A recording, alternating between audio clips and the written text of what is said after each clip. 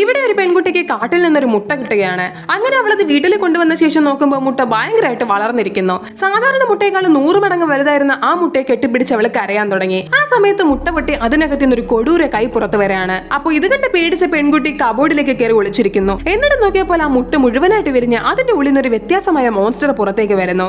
അപ്പോൾ ഇത് കണ്ട് ഭയങ്കരമായിട്ട് ആ കുട്ടി പേടിക്കുകയാണ്. അപ്പോൾ പെട്ടെന്ന് ആ മോൺസ്റ്റർ ആ കബോർഡിന്റെ ഉള്ളിലേക്ക് വന്ന് നോക്കുന്നു. ഉടനെ അവള് ശബ്ദമുണ്ടാക്കാതെ പുറകോട്ട് മാറുന്നു. ആ ടൈമിൽ പെൺകുട്ടിയുടെ അച്ഛൻ താഴെ നിന്ന് പടിക്കെട്ട് കയറി മുകളിലേക്ക് വരികയായിരുന്നു. അപ്പൊ ആ ശബ്ദം കേട്ട ഉടനെ മോൺസ്റ്റർ റൂമിന്റെ ജനൽ പൊട്ടിച്ച് അവിടെ നിന്ന് രക്ഷപ്പെട്ടു പോകുന്നു. അതിനുശേഷം രാത്രി ബേർഡിനെ പോലിരിക്കുന്ന ആ മോൺസ്റ്റർ പെണ്ണിന്റെ റൂമിലേക്ക് വരുന്നു. അപ്പൊ അത് കണ്ട് അവള് പേടിച്ച് പുറകോട്ട് പോവാണ്. മോൺസ്റ്റർ നടന്ന് അവളുടെ അടുത്തേക്ക് വരാൻ തുടങ്ങി. എന്നാൽ അടുത്ത് വന്നിട്ട് മോൺസ്റ്റർ അവളെ ഒന്നും ചെയ്തില്ല. അതിന്റെ കയ്യിൽ കുത്തിക്കേറിയ ചില്ല് മാത്രം എടുത്തു കൊടുക്കാൻ പറയുന്നു. ഉടനെ അവള് ചില്ല് വലിച്ചുവരുന്നു. അപ്പൊ ആ വേദന കൊണ്ട് മോൺസ്റ്റർ ഉറക്കി കരയാൻ തുടങ്ങി. നോക്കുമ്പോ ആ ജീവി അവള് ചെയ്യുന്നത് പോലെ തന്നെ ഇമിറ്റേറ്റ് ചെയ്യാൻ തുടങ്ങി. അപ്പൊ ആ ജീവി അപകടകാരി അല്ലെന്ന് മനസ്സിലാക്കിയത് കൊണ്ട് അവർ രണ്ടുപേരും ഫ്രണ്ട്സ് ആവുകയാണ്.